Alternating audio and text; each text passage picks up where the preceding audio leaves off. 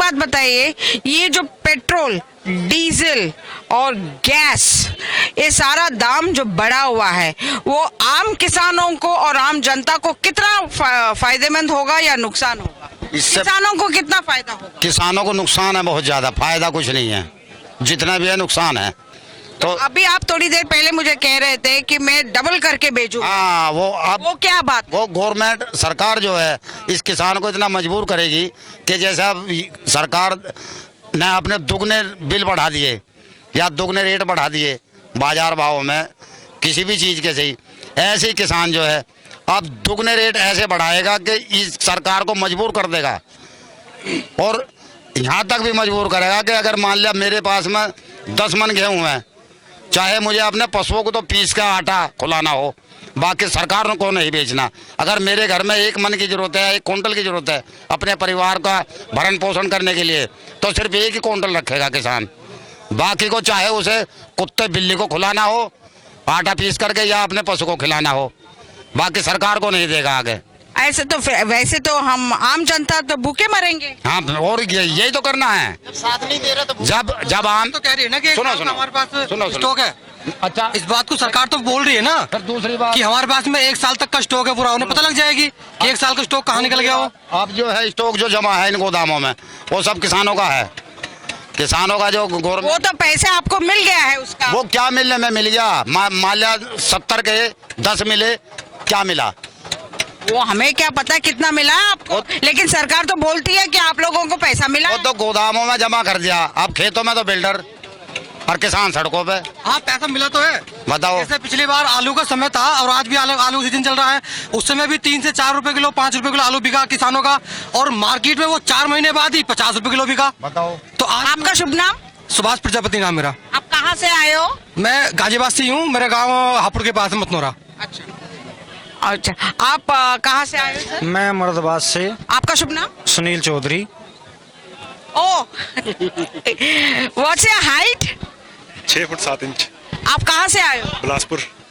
तो आप भी किसान ही हो? हाँ। ओके, मैं 1 सेकंड के लिए डर गई थी बगल मैं यहाँ ऐसे हाइट लेवल में बात कर रहे थे और सडनली ऐसे लगा कि कोई। तो आप क्या काम करते हो? खेती करते हैं। कौन सा खेती? धान गेहूँ। तो फिर बिलासपुर में है। बिलासपुर तो फिर आप यहाँ पर इस समय क्या कर रहे हो बॉर्डर? आंदोलन में आए हैं। तो फिर खेतों में कौन क्या कर रहे हैं? घर पे हैं पापा भैया। तो मीन्स उनका सब्स्टिट्यूट आप यहाँ पर रिप्रेजेंटेटिव हो, आप यहाँ पर। हाँ जी, आप बने रहिए, हम बाद में आपसे बात करेंगे। अच्छा, 1 सेकेंड, एक क्वेश्चन पूछना है। What is your height? आपका हाइट क्या है? 6 फुट 7 इंच। अच्छा, 6 फुट 7 इंच। दोबारा क्वेश्चन क्या? तो आपको कोई परेशानी नहीं होती है ना इसमें? ना। देखिए, यहाँ पे ये हिंदुस्तान है, यहाँ पे सारा वेरिएशन मिलेगा। अगर यहाँ कोई ये किसान की बात नहीं है, यहाँ पे एक इतने भी मिलेंगे आपको जो 3 फुट वाले भी हैं, और यहाँ 7 और 8 फुट वाले भी मिलेंगे। ये पूरा हिंदुस्तान का अगर नजरिया देखना है तो इससे अच्छी जगह नहीं मिल सकती कहीं पे भी, सबसे बढ़िया जगह। और मैं आपको बता दूं, यहाँ पे खाली जरा इस बीच में आके यहाँ पे मैं एक और आपको बता दूं, यहाँ पे आप कवरेज करने आ रहे हो किसानों को, लेकिन यहाँ किसान नहीं है, मैं एक IT प्रोफेशनल भी हूँ, किसान का बेटा हूँ पहले, उसके बाद IT प्रोफेशनल हूँ। यहाँ वकील भी हैं, यहाँ पे मीडिया वाले आप भी हैं, आप भी जुड़े हुए आंदोलन से। यहाँ पे वो हर इस देश का वो 135 करोड़ का रिप्रेजेंटेशन है यहाँ पे कोई एक किसान नहीं। और ये दरअसल में क्या है, अगर ये मोदी जी या सरकार ये कहती है कि ये कुछ चंद या कुछ राज्यों की सरकार या कुछ प्रतिनिधि या आंदोलन जीवी, ऐसा नहीं है। ये असल में इस 135 करोड़ जनता का प्रतिनिधित्व हो रहा है, और ये लड़ाई किसानों की नहीं लड़ी जा रही, अब ये लड़ाई इस पूरे देश की लड़ी जा रही है। क्योंकि जो 90 रुपए, जो 100 रुपए पेट्रोल और डीजल यहाँ पे बिक रहा है, उसे यहाँ पे किसान नहीं, किसान तो उसको बियर कर ही नहीं। अरे सर, आप तो IT वाले बंदे हैं, तो आप तो मैनेज कर लोगे। मैं बताता हूँ ना IT वालों की क्या हालत कर दी इन्होंने।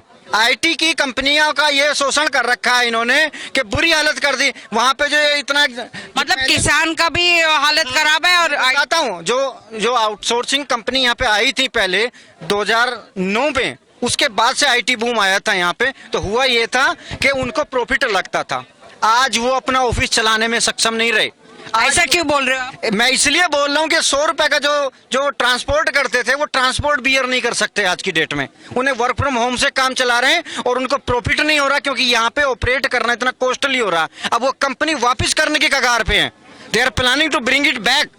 If that will happen then the whole unemployment will be there. अच्छा, मतलब अगर आईटी कंपनी वापस चली जाती है या बंद हो जाती है, एक सेकंड, बंद हो जाती है तो मतलब इसका मतलब ये है कि जीरो पे आ जाएगी पूरा।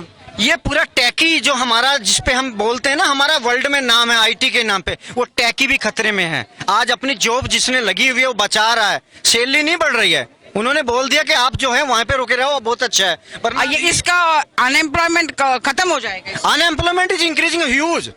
You can understand here near about 300 companies in this Noida itself, they are shut down. They are not running here. Only big companies, they are running at a very marginal level. They are giving a half salary to the people. And you can see here in this Noida NCR, the people who were living, they went there to their native place. From there they are working. And whole the environment, यहाँ पे जो रहने का खर्चा नहीं निकाल पा रहे, and they are working on half salaries. What will happen in the next 2 years? You can assume it. और ये किसान